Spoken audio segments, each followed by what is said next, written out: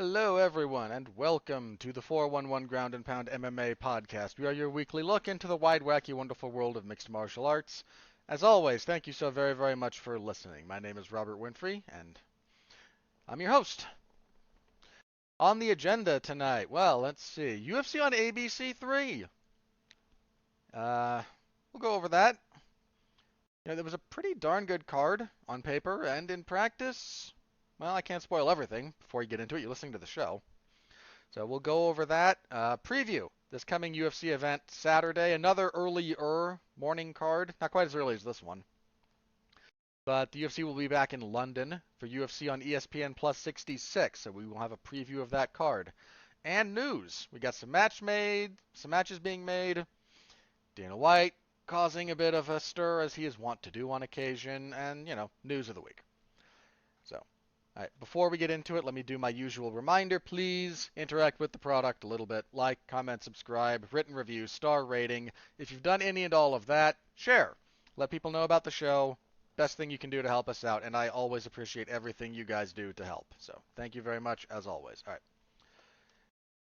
Let's jump in. UFC on ABC 3. This started at 11 a.m. Eastern, the early prelims. 9 a.m. for me, which never pleasant. I'm not a morning person and never have been. I've been waking up earlier and earlier, though, in my old age. Old age.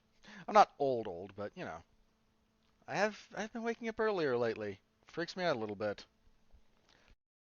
But your main event, before I talk about the main event in particular, I'm just going to say, the card top to bottom was pretty strong. It was quite strong, actually. I think it's been noted by plenty of people, but I'm going to reiterate it here. We've now entered a phase where there's essentially 3 tiers of UFC events. For a long time, it was essentially only pay-per-views. Then they started getting some television shows, and there were more. If you were not around in the era when the UFC ran one pay-per-view a month and maybe one fight night a month as well, like something like that, the fight nights were fairly far apart. If you have only been a fan during the era of the machine every week, you might not believe, we used to look forward to fight nights because you would have, a month, sometimes more, between pay-per-view events. And that's just where the UFC was broadcast-wise and whatnot. So when they started getting a little bit more television time and they could put on fight nights, you could get quality fight night events. In fact, you frequently would. You would very, very rarely. I can't say would never, but very rarely you get a title fight. Very rarely. You get, number one contender fights. The UFC product had not quite been diminished to the point that it is, like watered down. Then again, when they started running every week, which they've been doing basically every week for, the last, 5 years, give or take. Probably longer than that, actually, going back to the Fox deal. They weren't quite every week on Fox. They weren't quite every week on Fox for the entire duration of their time on Fox. But fairly quickly into that deal, it became, again, every week, more or less. And they've been running like that, again, for years and years at this point.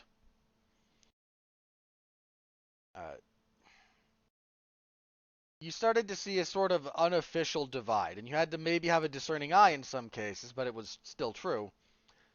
Pay-per-views, they always tried to provide a quality pay-per-view card. Didn't always succeed. There was, for crying out loud, they headlined one event with,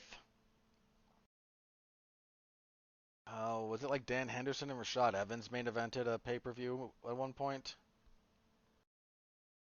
They were so desperate. I remember the commercials for that event was like, hey, our top 3 fights. Boy, these guys have such great knockout power if we go back through their entire history in the sport. And then you look like what they've done for the last few fights. Like, no, Roy Nelson's probably not finishing anybody. Now there's the guy he's fighting. Henderson and Evan, no, probably not. Nope. And it was comical. Now that event was a little bit cursed. They had so many fights fall out. So it wasn't great to begin with, but I think the original main event had some merit. So point there. they weren't always successful in getting a great pay-per-view, but they would try. And you had kind of this, if you watched enough and you knew enough people, and at this point I had watched enough and knew enough people, like, okay, not all fight nights are created equal. They used to be more or less commensurate. The variation in quality on paper was not that big. There was some, but it wasn't huge. Okay, the big difference there was occasionally when they tried to do Fight Pass exclusive stuff, like those were kind of third tier, and the Ultimate Fighter finale cards were always just like the bottom of the barrel. Like, God, no one cared. And most of those events were just not very good. They were badly paced. They had a bunch of fights that you didn't care about. Like, it wasn't good. With the current setup of the UFC, though, you can kind of divide these things into three fairly distinct classes. You have pay-per-view cards at the top. Then fight nights have a very clear line between them. If the UFC is running an event at the Apex, they don't care about quality. That doesn't mean they all suck. Let me be very clear with what I'm about to say here. That doesn't mean they all suck. Some of them are good. I mean, we had Dos Anjos and last week. Yeah, that was at the Apex. And we had Dos Anjos and Fiziev 2 weeks ago. Yeah, about. I mean, that was a fine card. It wasn't, great, but there's nothing really wrong with it. It was perfectly serviceable, but the UFC is extremely aware of when they have to sell tickets. Now, there are limited tickets available to the Apex. Some of those get comped to main event fighters. Some of them are for sale and they're exorbitant. But they don't need a name to sell tickets. If you're buying a ticket for the Apex events, one, you probably know someone. Two, God bless you, you are a very hardcore fan. You're going for the intimate experience and for kind of the exclusivity. So you don't really care, the UFC doesn't really care who's main eventing those cards. People are paying through the nose for them. So yeah, here's your main event, Rafael dos Anjos and Rafael Fiziev. That's a fine fight. And I enjoyed that fight. Like, I'm not dogging that fight or that event. I'm using it as an example. That was not a strong card top to bottom, and it would not have sold all that well if you had to put it on a poster and go, hey, please come see this in droves. So they put on these, lower tier cards at the Apex. They try to have a main event that's relevant, always. But how many times, and given that I write up, pre-fight blurbs and whatnot for everything, I know this. Most of those Apex cards are populated with fighters who are coming off the Contender Series. So you have debutantes, or you have people with like 1-1 or 0-2 or 0-3 in some cases records in the UFC. That's the majority of people that fight at the Apex right now. When they have to take a fight night on the road and sell tickets, you get something of a higher quality on paper, something like last night's card. So we've got that. We now have like those kind of pretty clear three tiers going on. Again, minor exception for main events, because the main events at the Apex, they try to have at least one or two fights there per event that at least kind of justify, like, hey, this fight matters. Because there's a lot on those that don't. To the consumer, to the average fight fan, most of the fights on the Apex, on those fight nights at the Apex, they don't matter that much.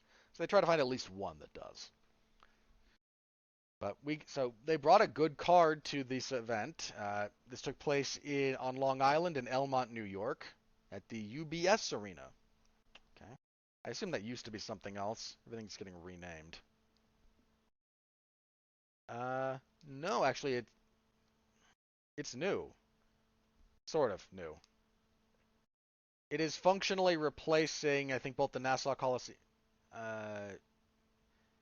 Yeah, it's kind of replacing. It's the new home of the Islanders, and hockey's if you're into hockey, it's it's a big deal. So it's kind of it's a newer area, I guess. They didn't just take an existing.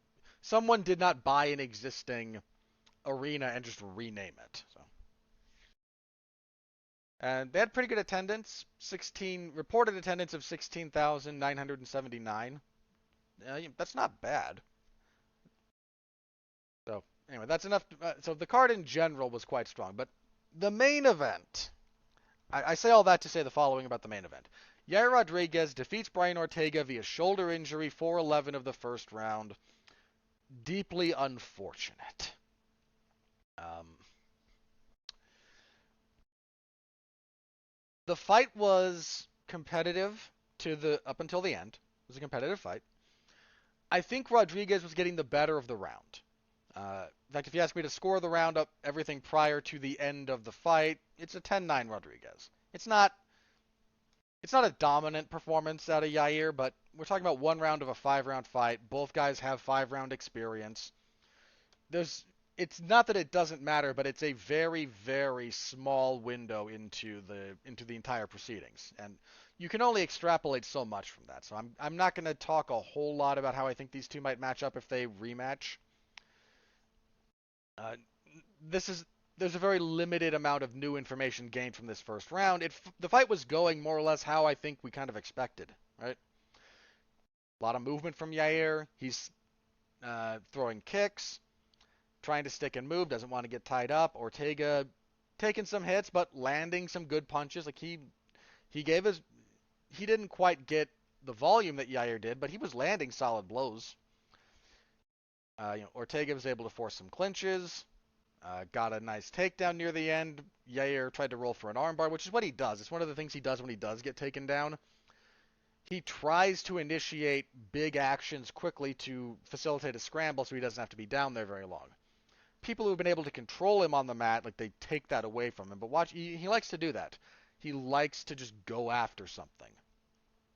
So he went after an armbar. And it wasn't that close as far as arm bars go. Like, it was there, but the arm was not that extended. He didn't have great control over the wrist. His legs were kind of around the arm the way they need to be, but I don't even think it was really over the face the way you'd want to be to kind of leverage somebody back. So it that is to say that I don't say that to dump on Rodriguez's armbar. I say that so that you understand what happens is Ortega is aware of the armbar attack. He's a very good jiu-jitsu practitioner. And he starts he knows he's say this. He is not in imminent danger of being finished. There is a threat. And he goes to pull his arm out. Like you do. And in the course of pulling it out, the shoulder popped out. Except he gets his arm free and then immediately kind of drops back, and it almost looks like he's dropping back for a leg attack. That was kind of my first thought when he fell back, because one of Rodriguez's legs was in position to be attacked, but he just kind of drops back and points at his shoulder to the ref and Rodriguez and whatnot, and yeah, just when he was removing his arm from the armbar attempt, the shoulder separated. Uh, and I want to be careful with what I'm about to say. Because there's a contingent of people who have kind of, in the aftermath of this, the discussion has once again reared its ugly head. Well, do we go with Josh Emmett or Yair Rodriguez? And people arguing about this. Well, no, Josh Emmett didn't really beat Calvin Kattar. Yes, he did. You can think Calvin Kattar won. I did. I believe I scored that for Kattar. But Emmett won the fight. Close fight. And like I said, if you scored it for Kattar, I agree with you. But there's nothing wrong with scoring it for Emmett, and he won the fight fairly. There was no... When I say chicanery, I mean in the legal sense in this instance. No one was bribed. There was no malfeasance. It was a close fight that went his way. Happens all the time. And then you've got the people here going, well, should Rodriguez really be credited with a win? Yes. Yes, he should. Look, he was not... It's not an instance where the submission applied had the intended effect, which injured the other guy. It is the case that what he was doing offensively in his attack was a key contributor of the injury. To say nothing of the fact that that doesn't actually matter. If you injure yourself, you still get, like, this still happens. I mean, well, what, like a couple of months ago, we had Rakic and Blachowicz, right? Rakic blows his knee out because apparently he was dealing with a minor injury already, and then it just, as he stepped on it, a little bit wrong. If you've got small issues with, especially your, the ligaments in your knee, you step wrong on those things, and small tear suddenly explodes. That's kind of how that happens. Jan Blachowicz did nothing to affect that, near as I could tell. Like, I'm sure when I say that, like, of course, being in a fight with Jan Blachowicz, he wouldn't have been stepping the way that he was if he wasn't fighting. Like, when I say he did nothing to affect that, he did not attack the knee at all. This was not, didn't blow out on a double leg or trying to defend one. It wasn't a devastating leg kick. Wasn't nothing. Just in open space. Rakic moving around, steps wrong, knee goes out. We're done. Did Blachowicz not deserve a win? I mean, I don't have a problem with him getting that win. I don't have a problem with Rodriguez getting the win here. The only time you would award a no contest in this kind of scenario is if the injury is caused by something like external to the fight. Right? You start fighting, you accept the risk of injury at any point in time for any reason, for any reasonable reason. If you've got like a badly secured cage and one of the panels falls off as you're clinching against it and somebody falls out and cracks their head and like can't continue, okay, equipment failure, sure. Or if there's a foul involved. There was no foul here. Like there's no reason for Rodriguez not to get the win in this fight. None. You may not like that that's kind of the policy, but it is the policy in these circumstances. That's why you list it as an injury, you know? So the point being, we're kind of back to, as far as going forward. Well, let me finish my thoughts on the fight, I suppose, such as they were. I said, I thought Rodriguez was winning the round. Not big, but enough for me to say that fairly confidently. That doesn't mean Ortega was out of this fight. He was not getting bludgeoned. He was not getting battered. It was nothing like that. This was not domination by Yair Rodriguez. He was winning the round. And that's certainly important, and I'm not... That's just to say... That phrase a lot. I need to stop that.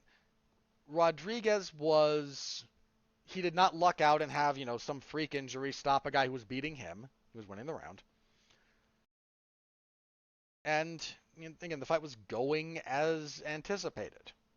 Would it have, what would have changed if they'd been able to continue? Would Rodriguez have continued to win rounds and win a decision? Maybe. Would he have found a devastating strike and seriously hurt Ortega? Maybe. Ortega's got a chin on him, though, man. He had some serious punches from Rodriguez here and just was not moved. If as the fight wore on, would Ortega's kind of dogged attack and body work, and he had some good body work, would that have slowed Rodriguez down and let Ortega take over? Maybe. Would Rodriguez have made a mistake in close proximity and Ortega jumps on a submission? Entirely possible. There's not enough evidence coming out of this fight, the way it played out, to make a conclusion about how this fight would have gone had it continued, or objectively, really, who's the better fighter, in case you want to argue for a rematch. I don't think an immediate rematch, because we don't know what's up with Ortega as far as recovery potential and whatnot, but I would not hate a rematch at some point, because it's not like either guy was beating the crap out of the other one and then there's no cause for a rematch. So, going forward, let me talk about Yair first. So, I mentioned we've got kind of the argument now, well, should the title shot, theoretical title shot, go to Josh Emmett or Yair Rodriguez? And people in both camps are making arguments. If what we're talking about is purely the meritocracy argument, the answer is Josh Emmett. He has a longer winning streak and he's beaten better guys. Full stop. This is Yair Rodriguez's best win, and while I don't object to him getting the win,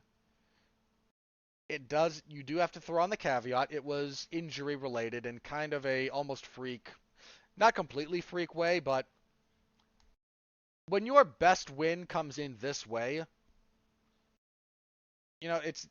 I feel bad for Rodriguez, actually, in some respects, because that guy, much as I have not been a big fan of his, and not a big believer in some of his abilities, which I've kind of documented at various points, when he's been in position to kind of have some of these more definitive moments, there seems to be this, cloud over it. He was in the main event of a show in Mexico City against Jeremy Stevens. That was, going to be his big showcase, and could very well have won. Then, in the course of that fight, he pokes Jeremy Stevens in the eye accidentally, but he still did it. And Stevens literally could not open his eye. I believe I'd have to double check this, but I'm pretty sure, he got the full 5 minutes to try and recover.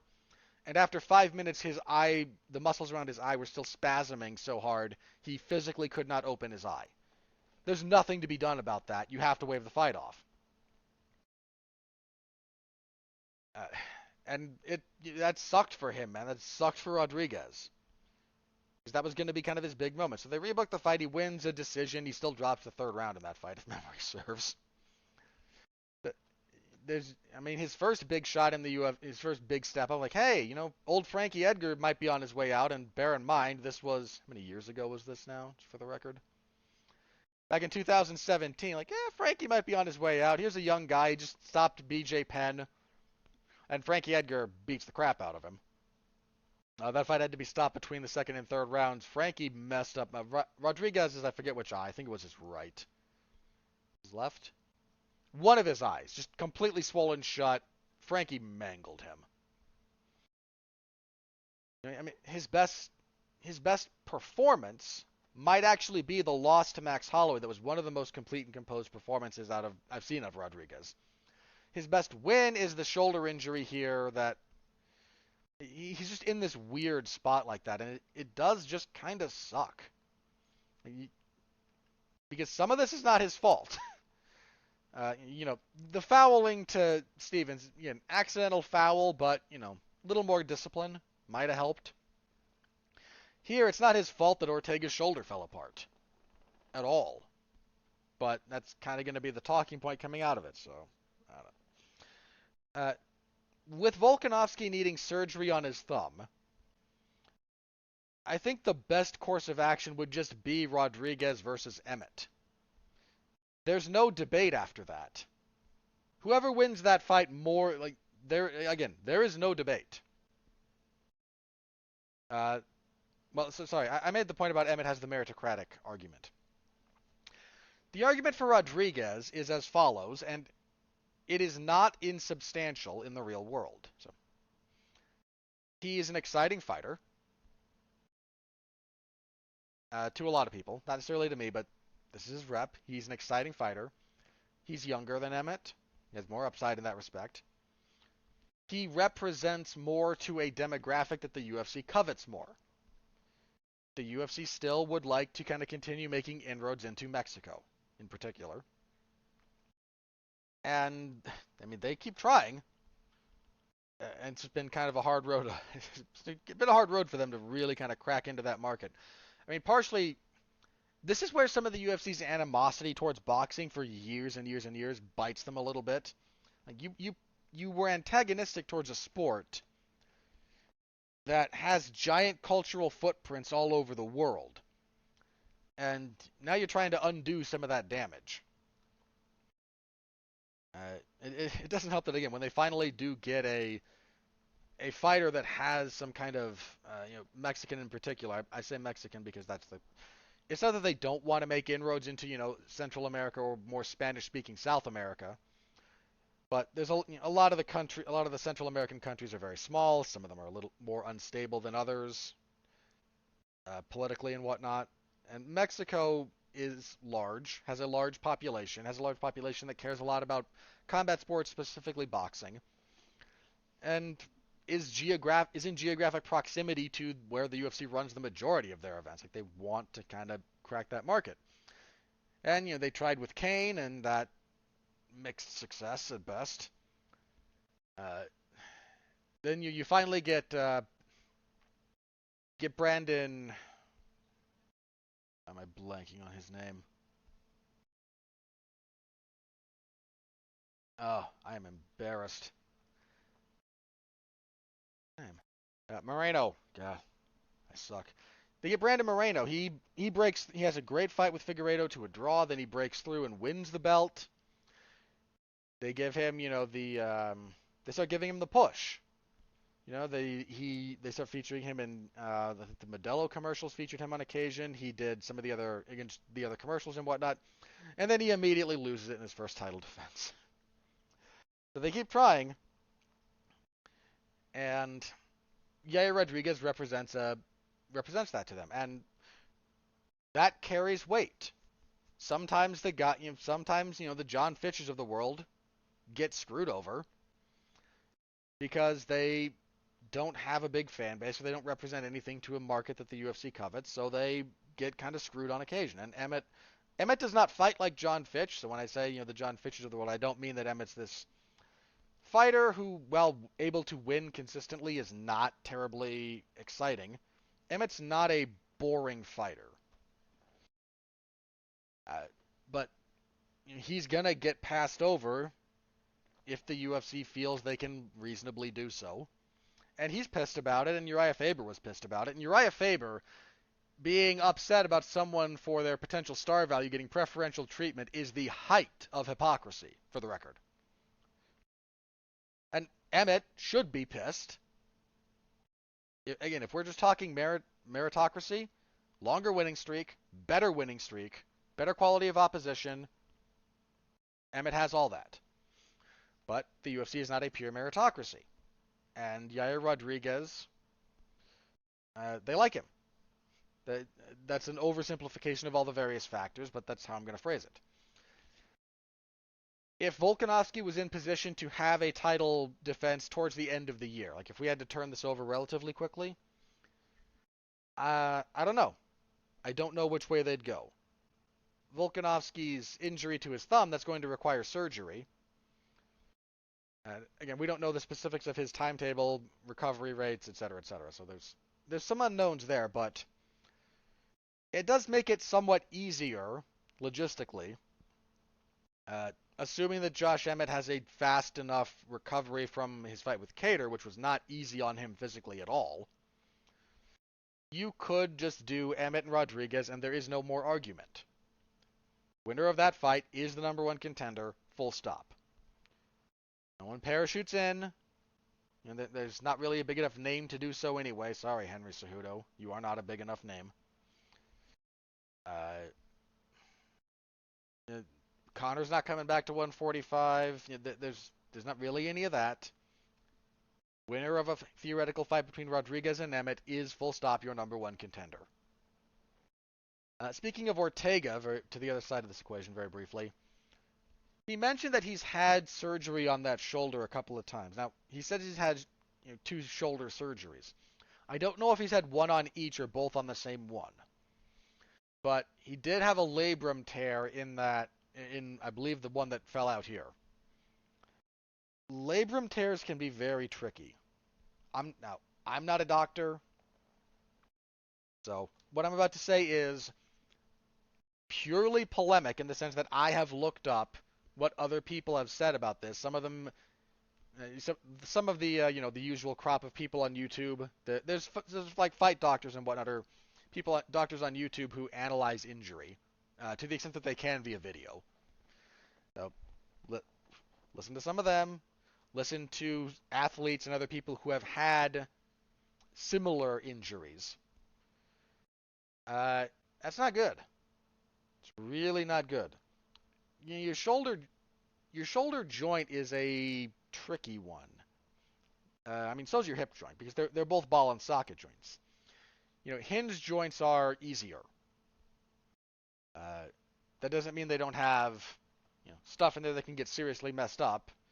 Your knee's a hinge joint, and talk to people who screwed up any of the ligaments and whatnot in their knees. Like that still will mess you up. But it's a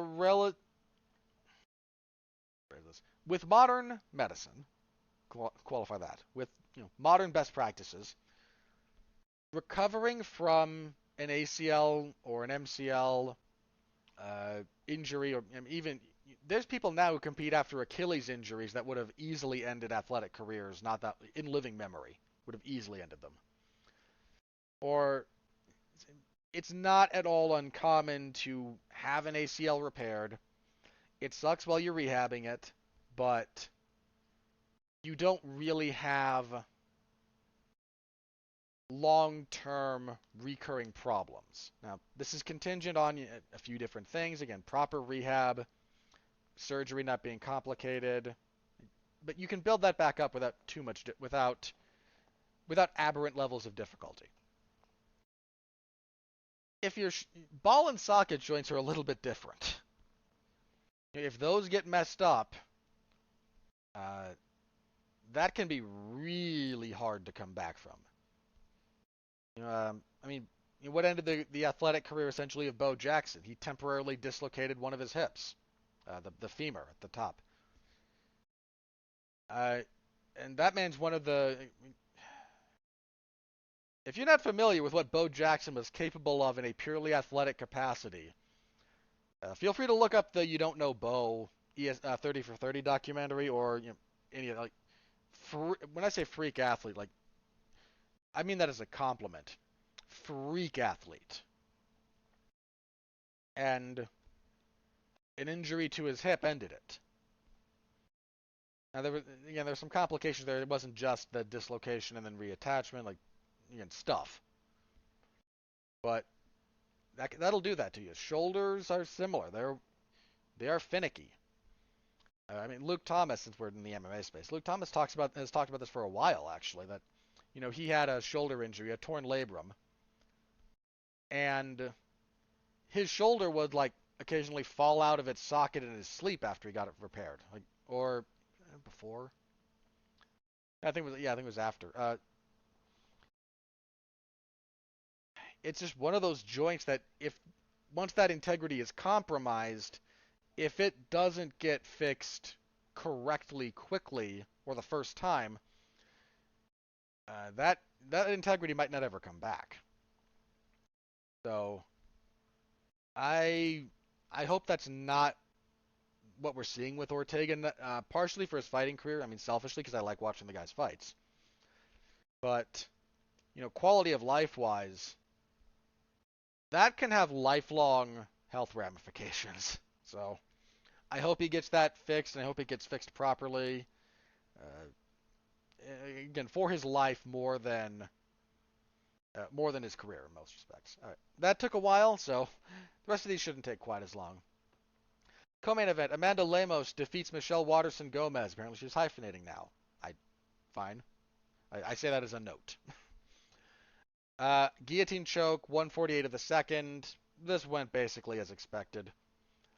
I have a lot of respect for Michelle Waterson. She's been around for a long time, but I don't know. It feels like things have passed her by at this point. Solid win for Lemos to bounce back after that loss to Jessica Andrade. Lemos is still a very, very good strawweight. A lot of people may not necessarily be aware of her, but she's probably the second hardest puncher in that division behind the aforementioned Jessica Andrade. Like, that woman has power. She's a big Lemos is big for the weight class. She's a strawweight to pay attention to. Welterweight, Li Jingliang defeats Muslim Salikov via TKO, punches, elbows, 438 of the second. Nice performance out of Li. Used a pretty good jab to kind of shut down a lot of Salikov's offense, disrupt the distance. Really nice finishing sequence. Li Jingliang, I think, is a guy who gets slept on a lot. He's had some issues with activity at various points in his career. He's had some losses at various points that have kind of taken a bit of the shine off of him. I mean, he was beating Keita Nakamura, and then before getting choked out in the third. Went on a good winning streak, and then had that loss to Jake Matthews where he cheated horribly. Like, the eye gouge that he did there. Oof. That was nasty. It was a nasty eye gouge. And then lost anyway. So again, some of the shine goes away. Goes back on a winning streak and then fights Neil Magny and loses a decision. He rebounds, beats Ponzinibbio, then he gets runs over by Khamzat Chimaev. So at times he's been a little bit up and down, but he's a very good fighter.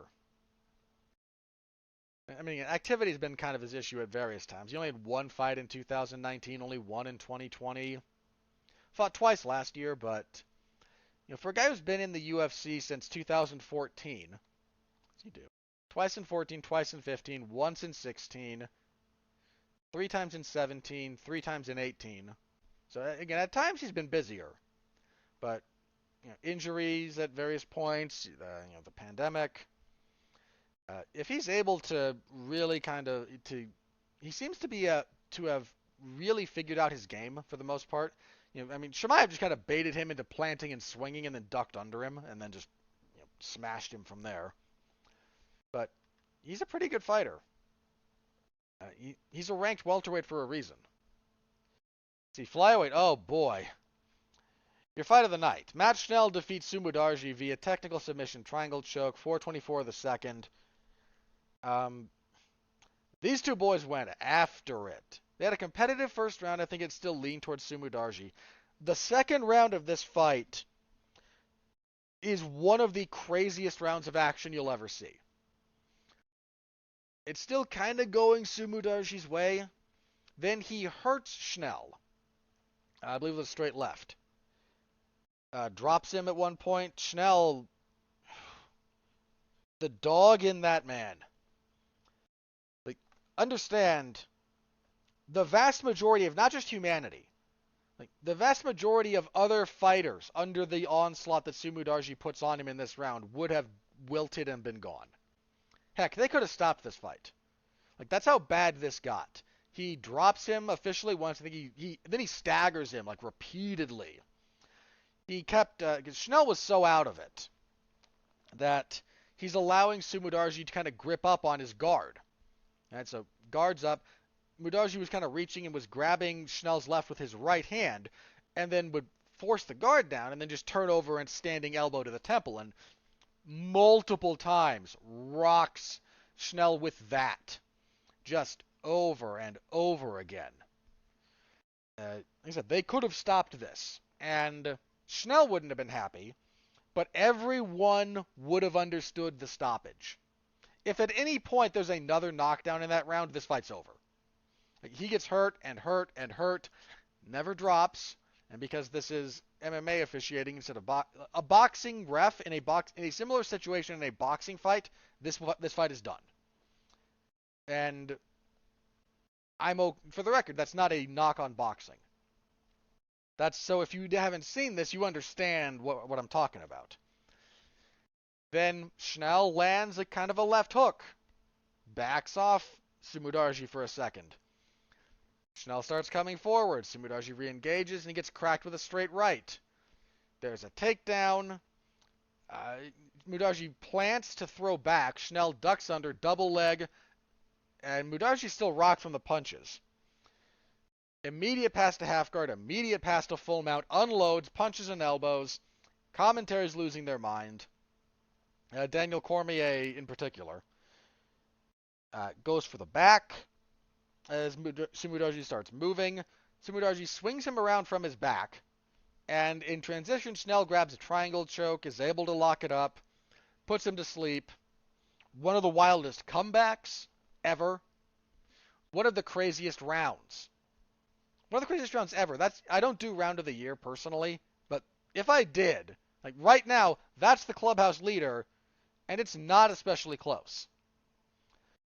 Wild fight, wild round, wild comeback, fight of the night, easy call. Easy call fight of the night. This was great. Great stuff from both guys. There's a sequence in the first round where Schnell goes for an omoplata. And Mudarji stands, pulls him up, and then does like the pro wrestling side slam to try and get out of it. Crazy. You never see that. Absolutely crazy stuff. Again, give these two guys, tack another 0 onto whatever they were making, whatever they made for this fight, throw a 0 onto that. This was wild. This was great. Heck of a win for Schnell. Simudarji looked darn good. That that offensive output he had in the second round would have stopped pretty much anyone else in the division, in the UFC, in the freaking world. Just incredible. Uh, yeah. Next up, the fight I kind of thought would be fight of the night. But Shane Burgos defeats Charles Jourdain via majority decision, 229-28 for Burgos, and then a 28-28 draw. I scored this 29-28 for Jourdain, but 29-28 for Burgos is not crazy. Everything hinges on the first round. Second round is Burgos. He backs Jourdain up. He gets a takedown. He gets the back. He spends the majority of that round on the back, threatening the choke, threatening the Suluev stretch when Jourdain would try to base up. Second round, clear round for Burgos. Third round, clear round for Jourdain. Jourdain had been fighting southpaw, comes out orthodox for this round, and just, for basically the whole round, pushes forward, gets in the pocket, works knees to the body whenever they try to clinch up. Just an offensive flurry. Clear round for Jourdain. So everything hinges on the first round. And the first round was close. Strikes on the feet were a little bit leaning towards Jourdain, but it's not like Burgos didn't have anything going there. Burgos at one point gets a clinch, gets the old I call it the cheese donkey. It's a takedown from the back. What's the other thing people call it? The broomstick. I heard someone call it the cheese donkey, and that's what I call it now because it amuses me. But you see people go for this all the time. Again, if you're on the back, standing, you're in the clinch. So you've got like the rear waist lock or what, the rear body lock if you don't want to be around the waist in particular. But you take one of your legs, so hypothetically, like I'm on your back in the clinch. My left leg goes around your left leg, and then I extend it to get behind your right leg. And that's kind of the leverage that goes into that takedown. And people go for it all the time, with varying degrees of success, like anything else. But he hits that, gets the back very briefly. Not very briefly, but gets the back. Little bit of work from there, but Jourdain is able to escape. They reset on the feet. I don't object to giving, the long and the short of this is, I don't object to giving Burgos the first round. I don't agree.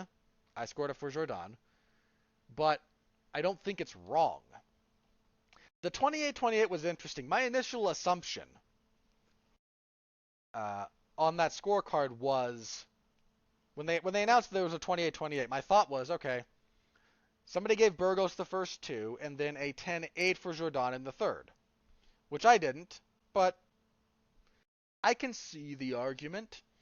Turns out that scorecard was rounds 1 and 3 to Jourdain, but the judge in question gave Burgos a 10-8 second. Given how much time Burgos spent on the back in the second, I can see the argument. I'm not sure it's terribly compelling. I would not be persuaded. Let me put it like that. I was not persuaded to give Burgos a 10-8 second. Don't even think it really crossed my mind all that much. However, there is something of an outside case to be made, and the reality is that scorecard would not have changed the outcome of the fight. If the judge in question only gives Burgos a 10-9, Burgos still wins the fight just via split instead of majority. This was a good fight. Again, upstaged by the flyweights, but good fight here. So solid win for Burgos. Hopefully a learning experience for Jourdain. I think he was a bit too economical in the first, and I think he was a little bit too... I don't think he was urgent enough to undo whatever scoring goodwill Burgos did via his back control.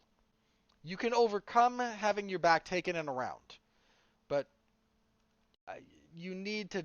I think part of what goes into that is you need to demonstrate a bit of urgency in terms of I've got to get this back. You can't just assume that okay, he had my back for a minute or for 90 seconds, but I got out, so that doesn't mean anything. No, it still means something.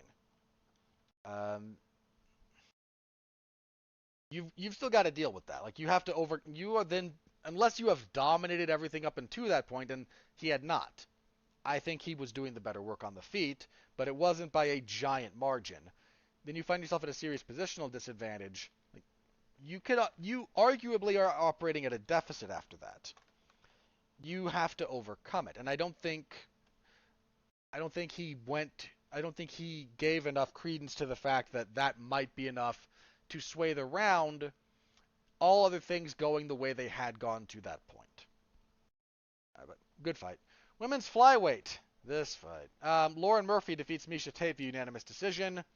230-27s, 129-28. I was 30-27 Murphy. Not sure which round they gave to Tate. I suppose maybe the first was competitive. It was the most competitive of the 3 rounds. Look, Miesha Tate's an important figure in the history of women's MMA. She is. And for a time, she had a game that worked well at the high levels. Between her ability and the general state of the division. That time has passed. She constantly comes forward.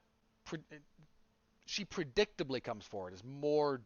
That's more important here. If you're predictable, that's a problem. She does not have very good defense. She enters on straight lines. Her game has always been her takedowns and her top control that results from them.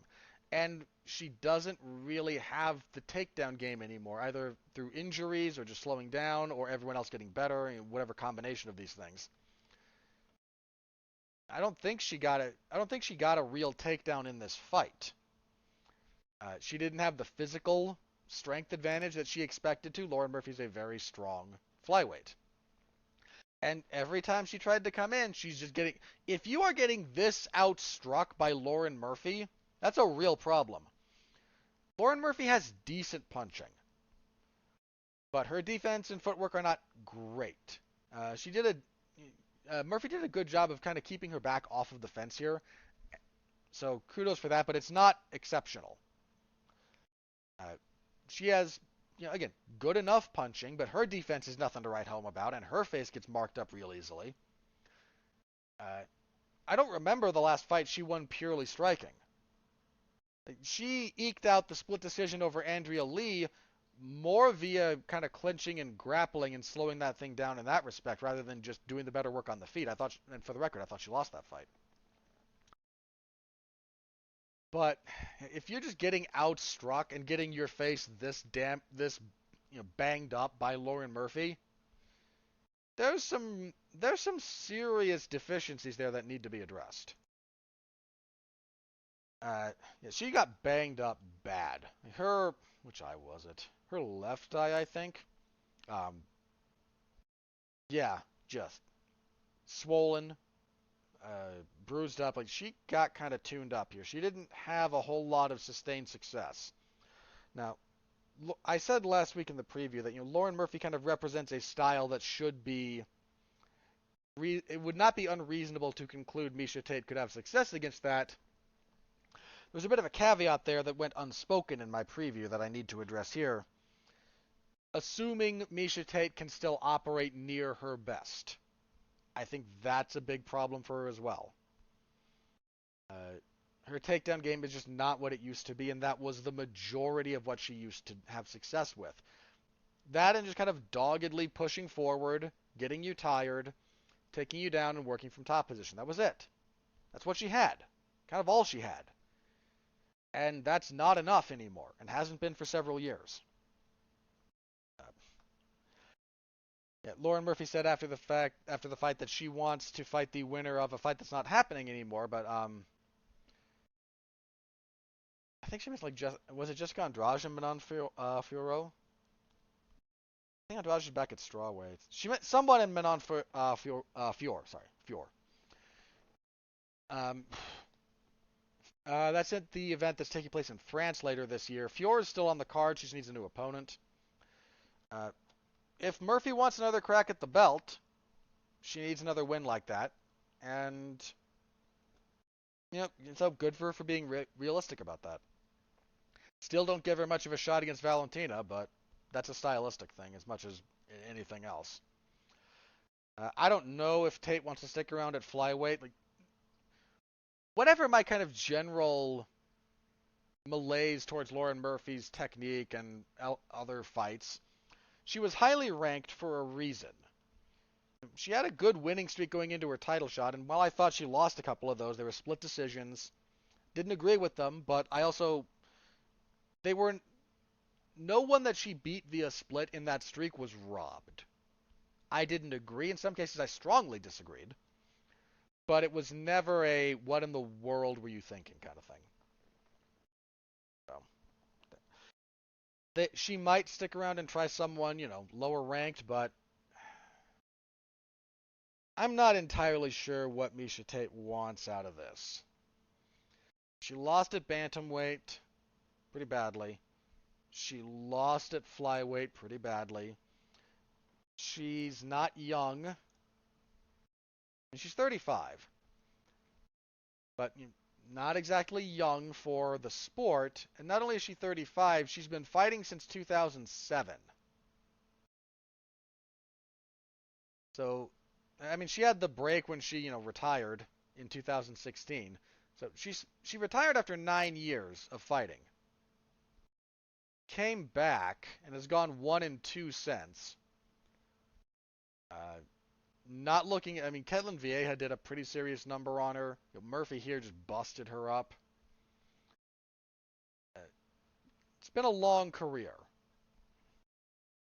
in some respects, and I don't know what she hopes to get out of this anymore if she doesn't have a quick path to the title. To say nothing of how badly a fight between her and Shevchenko would have gone.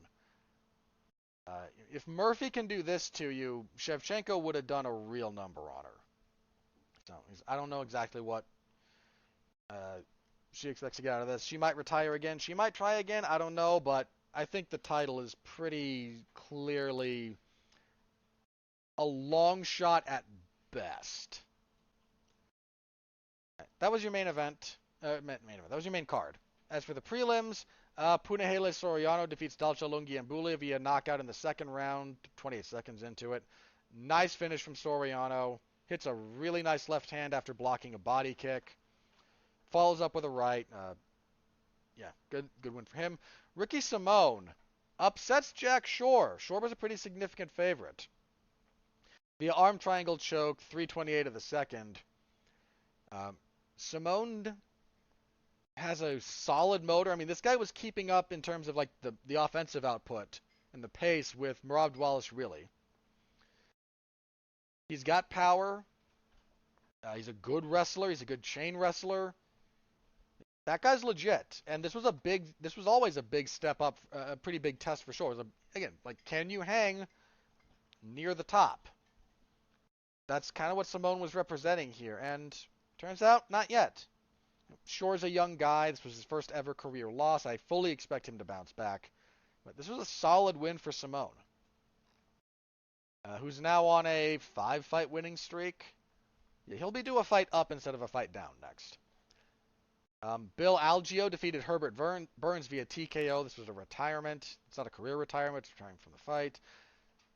When you see someone that's retired, that means the fighter does not wish to continue.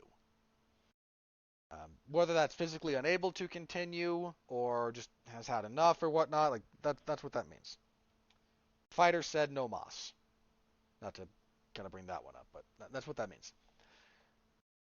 Burns had a pretty quick takedown in the first. Couple of decent attacks, actually. He had a really tight triangle choke for a while.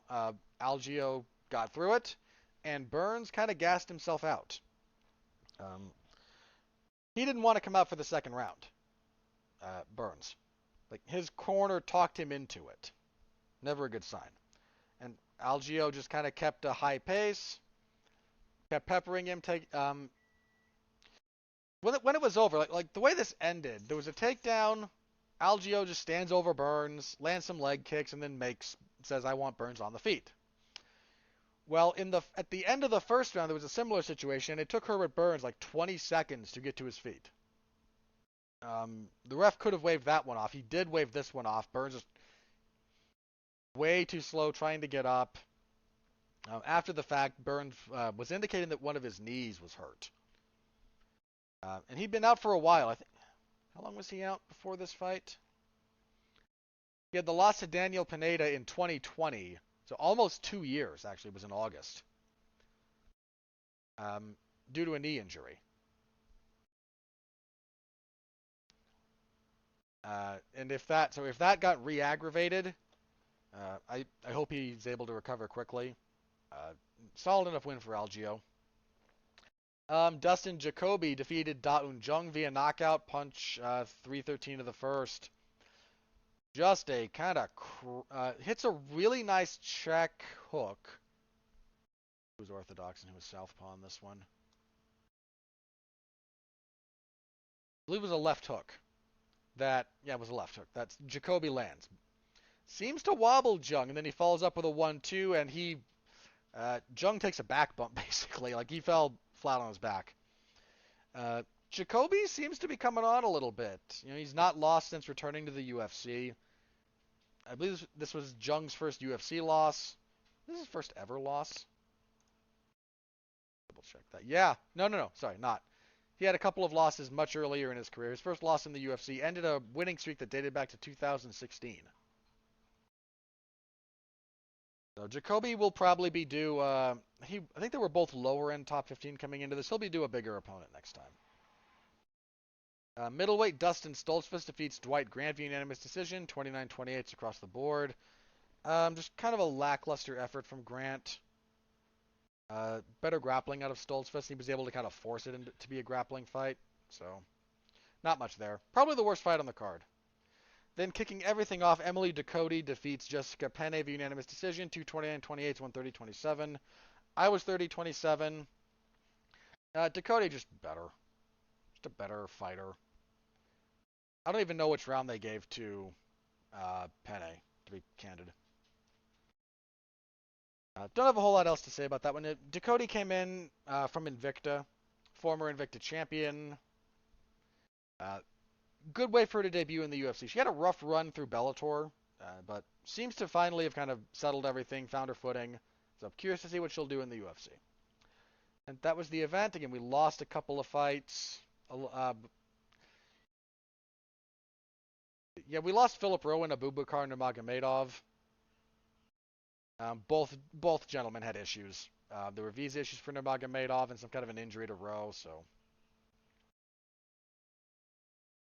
your fight of the night, I mentioned it already. Matt Schnell, Sumudarji. If you watch nothing else from this fight, from this card, watch that fight. Crazy fight. Performances of the night went to Amanda Lemos, Li Jing Liang, Punahele Soriano, Ricky Simone, Bill Algeo, and Dustin Jacoby. So, for the record, that is everyone who got a finish. Apart from Matt Schnell, which sucks. He probably could have used the double bonus. And Yair because injury related, I suppose. Again, a reminder to all of you people out there, the UFC can easily afford to do this. They choose not to because there is nothing forcing their hand, but it would not break them financially to always bonus everyone who gets a finish. Throwing it out there. So if you want my full report, including clips of finishes and the round-by-round scoring live, it is in the MMA Zone of 411mania.com. All right, moving on. UFC on ESPN Plus 66 this coming Saturday. I've mentioned before, they're in the O2 Arena back in London. Main event. Heavyweights. Curtis Blades and Tom Aspinall.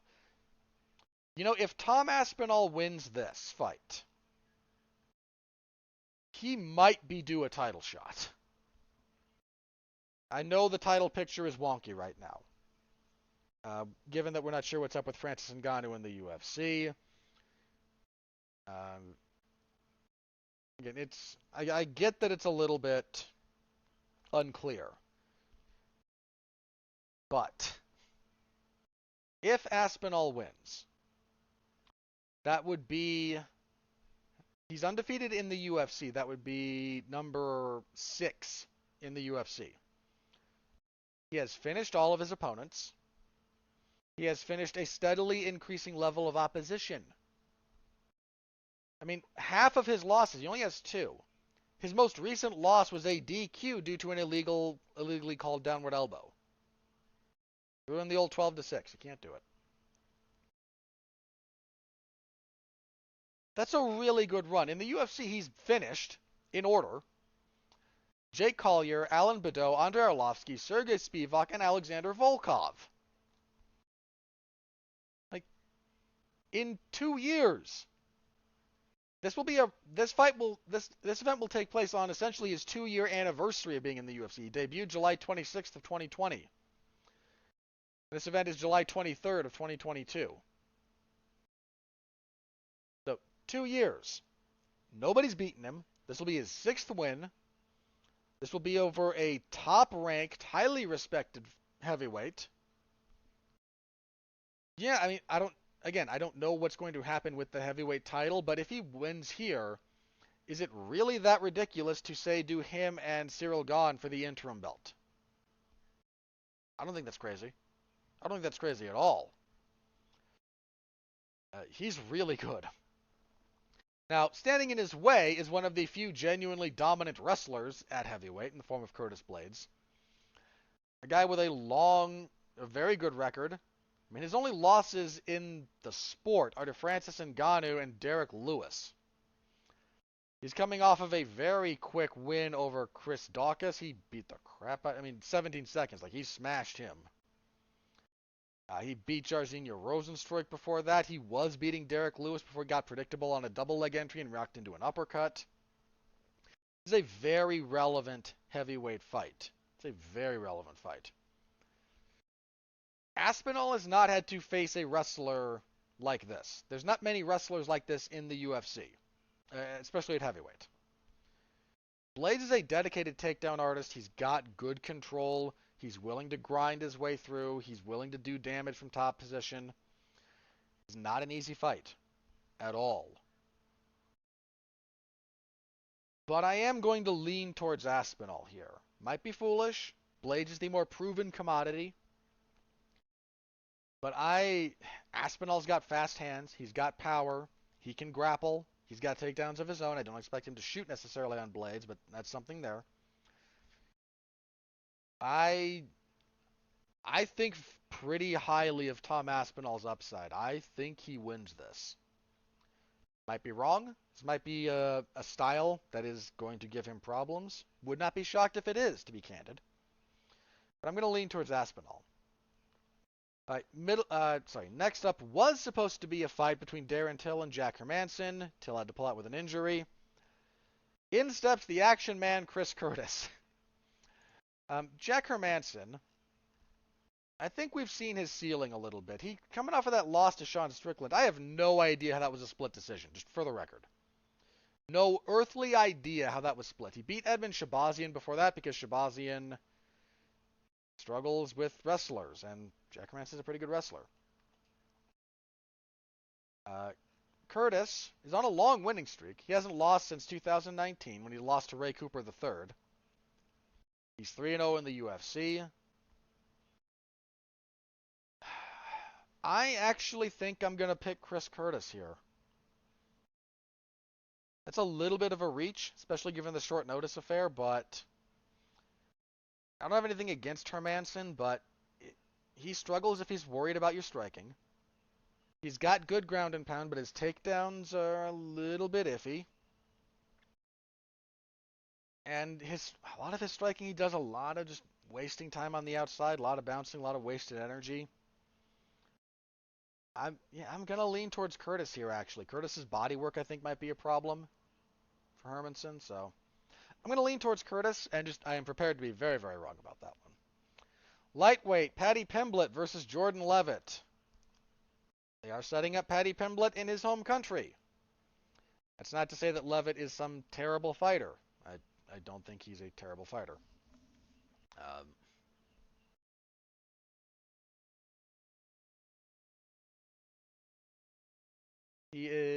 Levitt is 3-1 in the UFC. He's on a 2-fight winning streak. Um,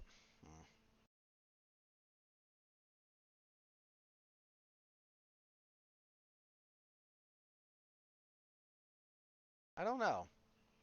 Like Pimblett's got tons of defensive holes. I mean, Rodrigo Vargas did a little bit of a number on him before that finish. Luigi Vendramini did a number on him. And he persevered and he got the win, and I give him all the credit in the world for that. But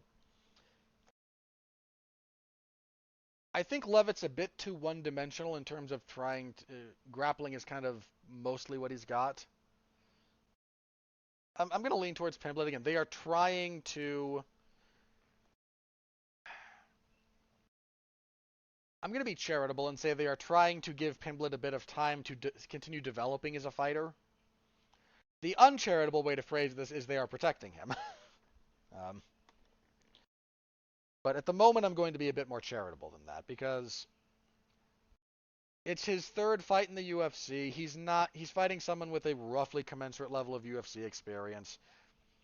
And it's not like he is it's like they're not giving him potentially tough stylistic matchups. I think they're very cognizant of the fact that there's still a long way to go for Pimblett's skill set to develop. And this isn't quite the Conor McGregor thing where, well, let's keep him away from all the wrestlers. It's more, third fight in the UFC, big personality, in his home country.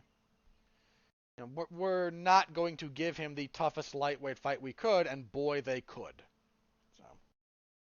So, light heavyweights up next, Nikita Krylov and Alexander Gustafsson. This might be the last stand for Gustafsson, man. He's on a 3-fight losing streak. Hasn't fought since July of 2020 when he was up at heavyweight and got armbarred by Fabricio Verdum.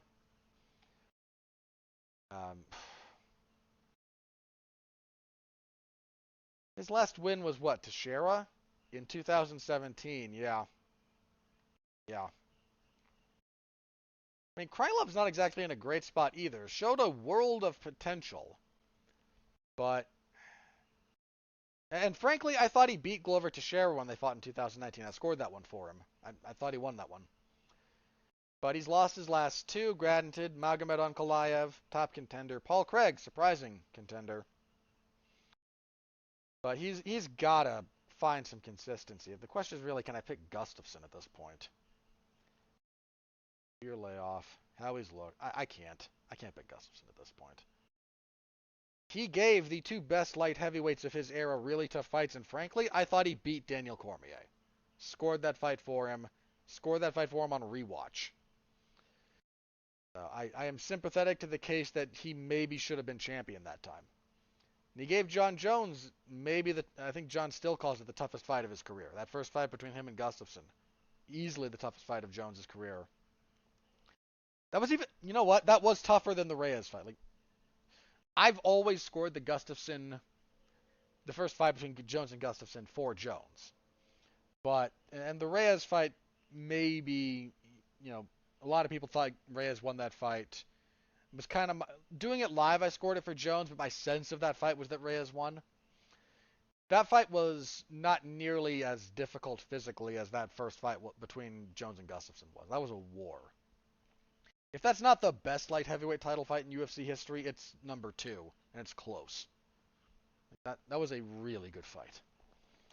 But at this point, I can't pick him. Women's flyweight, Molly McCann and Hannah Goldie. Again, we are kind of propping up Molly McCann. Hannah Goldie coming off of her first win in the UFC. Yeah, they're trying to set McCann up here, and she'll probably win. Then at light heavyweight, Paul Craig and Volkan Oezdemir.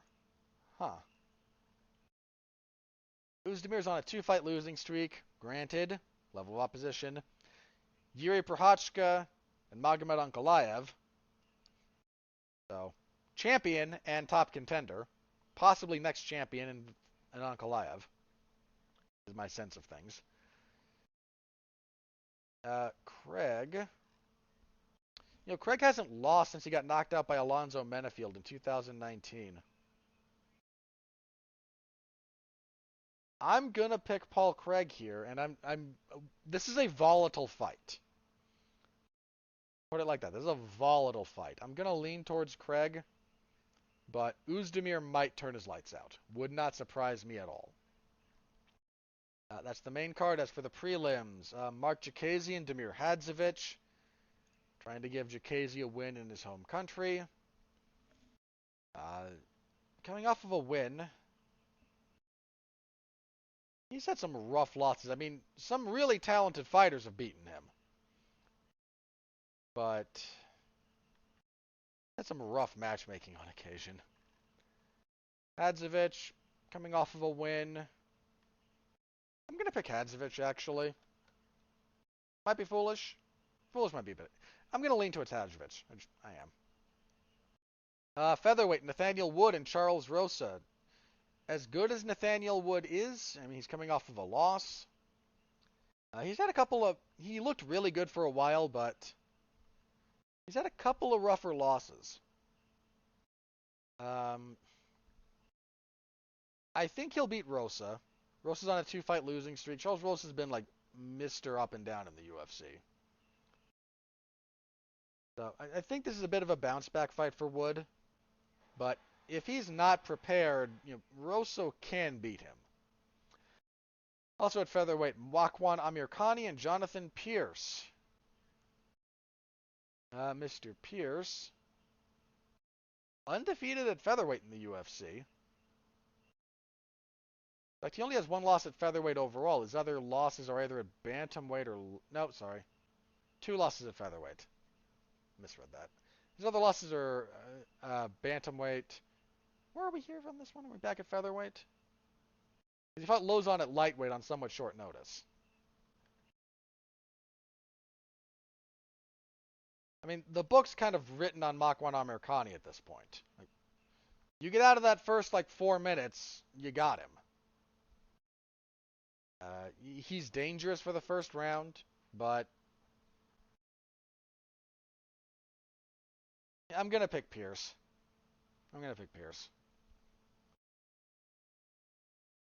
Amirkhani's dangerous enough to be a threat to the majority of that division, actually, in that first little bit, but he's not much of a 3-round fighter. Flyweight, Muhammad Makhachev and Charles Johnson. Makhachev, it's a pretty easy call here on the paper as far as picks go. Makhachev. Lightweight, Jai Herbert and Kyle Nelson. Is 1-3 in the... Yeah, they're setting up Herbert. I don't know why. Herbert's not that great. I mean, these guys are both 1-3 in the UFC. I'm going to pick Herbert. Again, I think they're kind of trying to prop him up a little bit for his home country, but would not bet on that fight. Women's flyweight, Victoria Leonardo, who has yet to win in the UFC. Losses to Manon Fior and Melissa Gatto. I think Fior in your UFC debut is a tough draw. The Gatto stoppage... Doctor stoppage. Is that an eye thing? Can't remember. That or a cut. I forget exactly, but... she's fighting Mandy Bohm. Probably lean towards Leonardo, but... Again, that's not a fight I'd feel comfortable betting on. And potentially kicking everything off, Claudio Silva and Nicholas Dalby. Good old Hannibal. Man, if Claudio Silva had been able to stay active, there was a period of time when he was a very good fighter. But this guy debuted for the UFC in 2014. Fought twice in 14, did not fight again until 2018 when he fought once. Twice in 19, once in 20, once in 2021. He's good, but he's not been able to maintain a consistent schedule. And now, his age is catching up on him. I'm gonna pick Dalby. He's coming off the loss to Tim Means, but Dalby's a pretty darn good fighter, actually. When he was cut from the UFC, it was understandable given the streak he was on, but people forget, he gave Darren Till a really hard fight. He had a good win. He came back to the UFC, had a pretty good run for a while. I'm going to pick him here. And somewhere on this card, we will get Ludovic Klein and Mason Jones. Jones is pretty darn good, actually. He had the loss in his UFC debut, but he was beating the crap out of Alan Patrick, and then he did beat the crap out of David. The Patrick fight went to a no contest. Bit of an eye poke, and guys, you got to be careful, because I am not accusing Alan Patrick of looking for a way out at all. Sorry about that. I am saying that fight was in no way, shape, form, or fashion going Patrick's way, and when he was rendered unable to continue, that Jones screwed himself out of a win with that foul.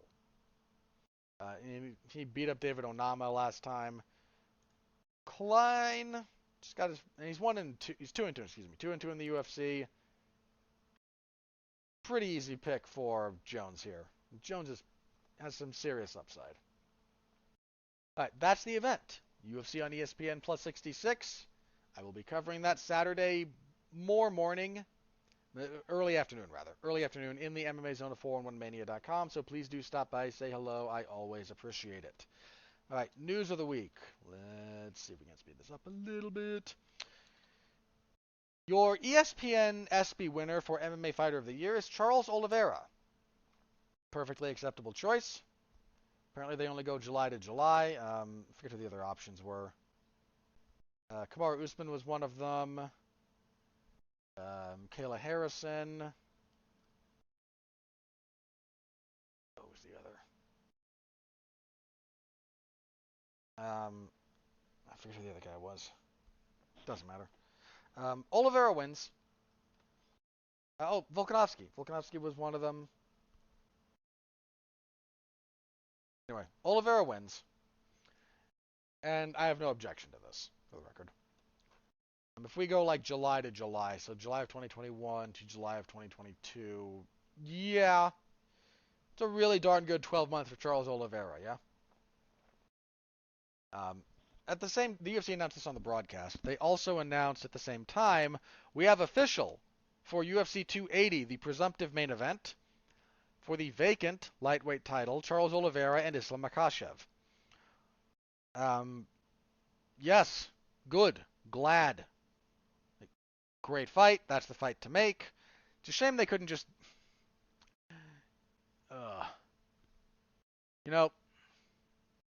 I understand potentially stripping a fighter of the title for missing weight. I do. And I do not object to this on principle. Given all the kind of weird shenanigans around that one, and you know what? I didn't bring this up when it happened, but I'm going to bring it up here because it's relevant to the point. When Daniel Cormier went into the UFC Hall of Fame, which I do not object to, in his acceptance speech, he admitted to grabbing the towel to make weight for the fight in question. And the community seems to not, the MMA community at large, seems to not care. Now, there's an argument about whether or not he actually broke the rules when he did this, because was there a rule in place in the state in which the weigh-ins were taking place that you couldn't do that? Fair enough, I suppose. But, there's some video, or like, one of the last 3 events, if you look at the weigh-in video, there's like one guy who's like, hey, I'm not actually standing all the way on the scale. And the long and the short of this is, when you consider the extenuating circumstances of some of the weigh-in issues that took place at the event where Oliveira was stripped of the belt, if we're going to decide that this doesn't matter, shouldn't we just give Charles Oliveira the belt back? The UFC can do whatever they want with it. The commission, for the record, the commission did not strip Charles Oliveira of the UFC lightweight title. They can't. It's not theirs to strip. They're there to conduct the weigh-ins. The UFC decides what they're going to do with the information. The UFC chose to strip Charles Oliveira. They can just as easily choose to give him the belt back. They won't, but they could. Yeah, I'm not advocating for the following position, but this has been brought up. Like, if in any other sport, pretty much, especially if you look at individual sports, if a athlete confesses to cheating after the fact, there are retroactive repercussions. You know, if an Olympic medalist admits to cheating,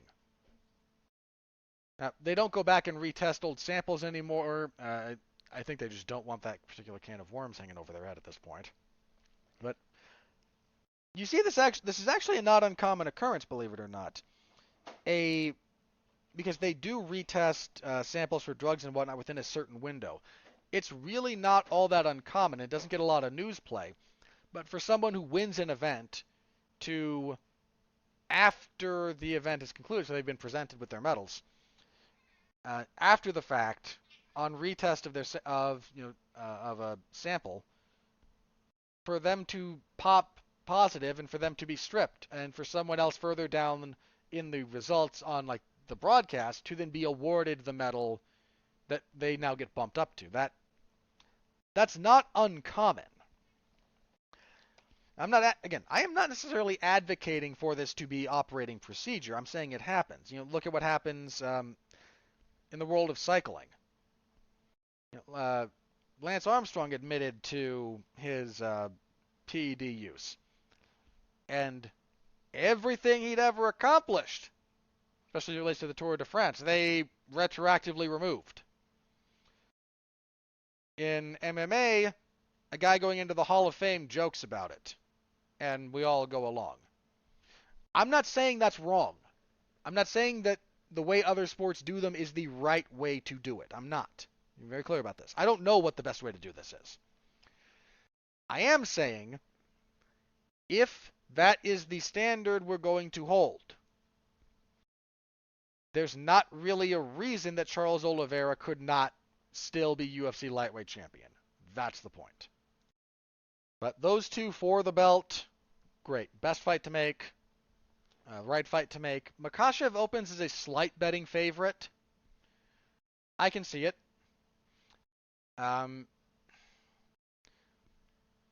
This is one of those instances where it's not about, does Charles Oliveira have the heart to deal with what these other guys are putting on him? That was kind of the question with Poirier, a little bit the question with Gaethje, like, can he hold up to their firepower? Turns out, yes, he could. It's weird that he's going to be the underdog for, like, the third fight in a row, probably. For a vastly different reason, though. Oliveira's going to be the underdog here in all probability. Again, he's open. Whether or not he closes the underdog remains to be seen. But this is not about, well, does Oliveira have the heart? Does he have the chin? That's not the question that Islam Makhachev asks of his opponents. Islam Makhachev asks, can you find offense that impacts me? Can you deal with my control? And can you deal with my wrestling? I don't know that Charles Oliveira can. Look, Oliveira's not going to try too hard to stop himself from being taken down. He's got an active guard, and he doesn't mind that. Whether or not that's a good idea depends on who he's fighting. Against certain fighters, that's paid off for him. Did not cost him that much against Kevin Lee. Cost him a lot against Paul Felder. Cost him a lot against Paul Felder. Didn't cost him that much at different points against Dustin Poirier. Might cost him a lot against Islam Makhachev. Makhachev is very hard to hit. The guy absorbs like one significant strike per minute or less. I forget the exact number. It's stupidly low. Nobody hits the guy, much less hurts him. And elements of how Oliveira fights make some of what Makhachev does easier on paper. Not necessarily in practice, but on paper. Now, Oliveira is an offensive dynamo. If anyone's going to bust up that insanely good defensive number that Makhachev has, it's going to be Oliveira. But he can't be comfortable on his back. in this fight. He can't be comfortable. He might be okay in the clinch. He's got good knees and elbows in the clinch. He showed that off a little bit, but there's a lot of places against Makhachev that you just can't be comfortable, that he tends to fight a little bit comfortable there. So, I don't know. I really don't know. Um, I can understand Makhachev being a little bit favored here. I don't know that I'm going to pick him. I mean, I've got to do a little bit of tape and some serious contemplation about that fight. But that's been made for UFC 280. Happy about it. Great fight. Can't wait. Genuinely great fight. They'll be in Abu Dhabi for that. Okay, smaller news bit here. Frankie Edgar is looking for his retirement fight to take place in New York at UFC 281. I've covered a lot of I've watched the majority of Frankie Edgar's career. I've covered a lot of it.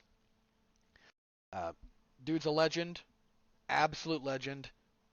Wish him nothing but the best. If he wants to go out fighting near his hometown, because he lives and fights in Jersey. If that's what he wants, I say let him call his shot there. Basically, like if this is going to be your retirement fight, and it probably should. Like the years and miles have definitely caught up with that guy.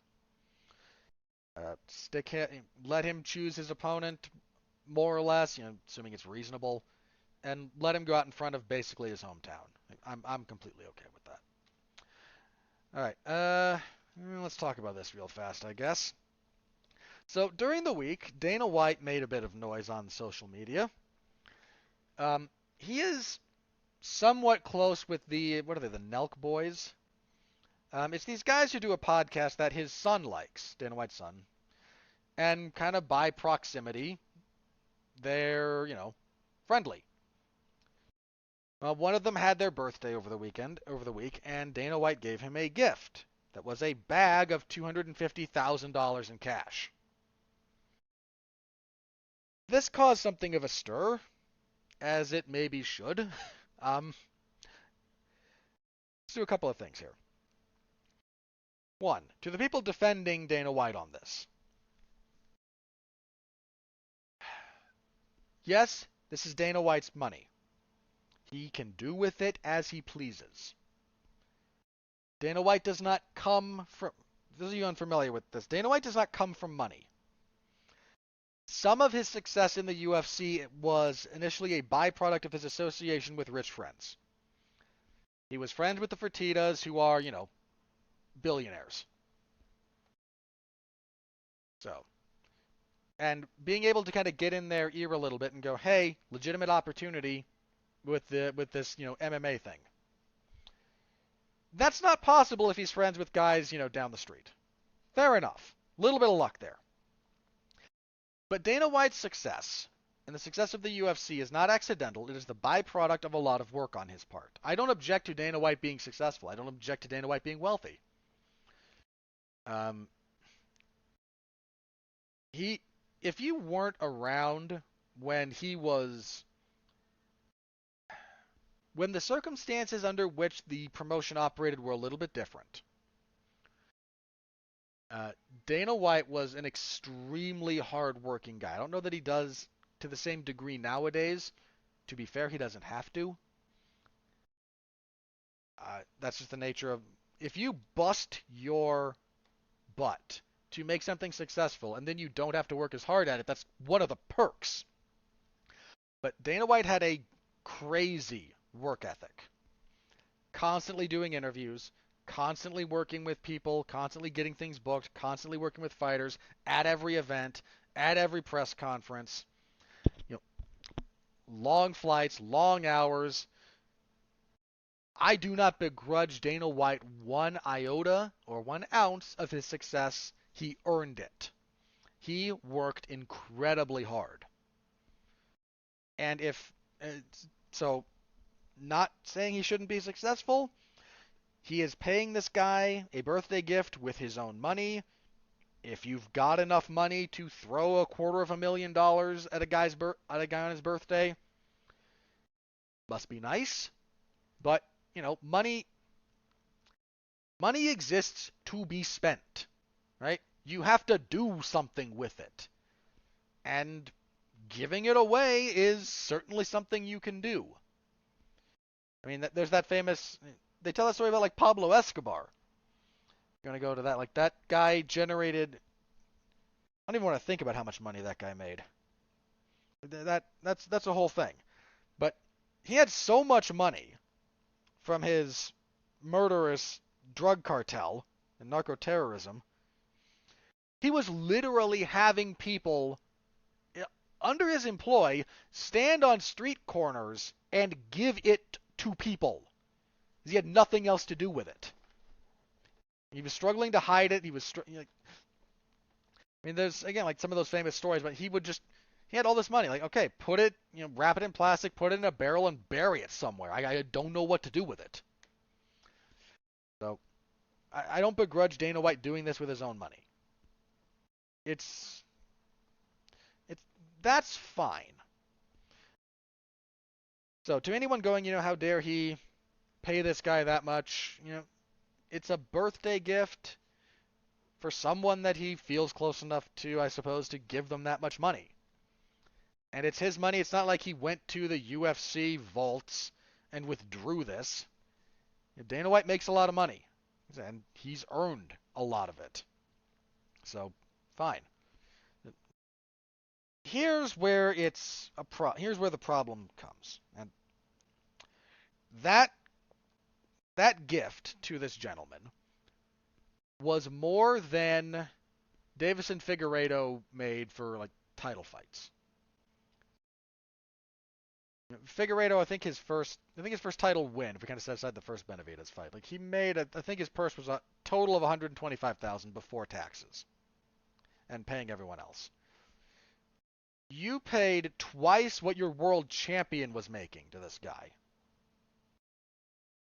That's the problem.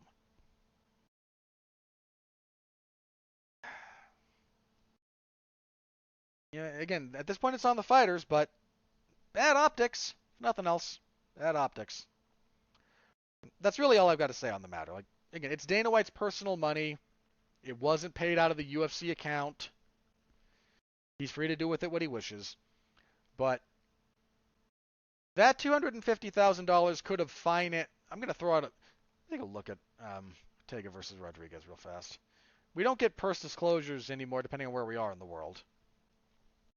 I'm going to bet. Okay, here's what we do. All those bonuses they paid out, 50 grand each. So 100 for the fight of the night, split between Snell and Shumudarji. So we're at 100. 150, 250, 350. Okay. First, that $250,000 is more than most bonuses are paid out. Is more than most bonuses for a UFC event. Because normally it's 200, right? You get 50 to each for the fight of the night, and then the 2 performance bonuses. More than that. I'm going to guess that $250,000 was more than the entire prelim card made. So that's Soriano, Lungiambula, Simone, Shore, Algio Burns, Jacoby, Jung, Stoltzfus, Grant, Ducati, Penny. And if it's not more, it's darn close. Like, he dropped an entire preliminary card salary on this guy. Yeah. Yeah. That is the problem. Not that Dana White was generous to this guy. That's the problem. And if not the UFC on ABC card, let me back up one more. We go to Dos Anjos and Fiziev. I guarantee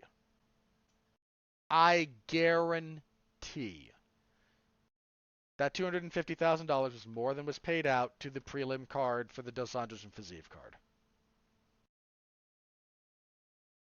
I would bet darn near anything on that. So, yeah, and again, that's the problem. Not that Dana White was generous, but that his company is not. All right, that's that is what I have written down. Let me check Twitter, and if there's nothing that new and crazy that's broken on that front, we will do plugs and get out of here. Nope, nothing crazy is broken in the MMA world, at least. So, plugs. What did I do last week? In addition to my usual spate of coverage across professional wrestling and MMA, I was on Damn You Hollywood, my movie review podcast. We reviewed Thor, Love and Thunder. I did not care for it. Listen to the full review to know why, and hear from other people who liked it a little bit more than me. That's actually not me underselling, like, no, they really loved it, and I'm saying a little bit. Like, I think it was genuinely a little bit more than me. That's myself, Mark Radulich, and David Wright, as we got together to review that. This week, again, the usual coverage. That's start on Monday. AEW's Dark Elevation on Monday, MLW on Thursday, WWE SmackDown on Friday, UFC event on Saturday. I have a movie review this week. Damn You Hollywood will be myself, Mark Radulich, and Jason Teasley as we review Where the Crawdads Sing. So that came out this week, and we're going to review it. So see you then. That will be Tuesday, per usual.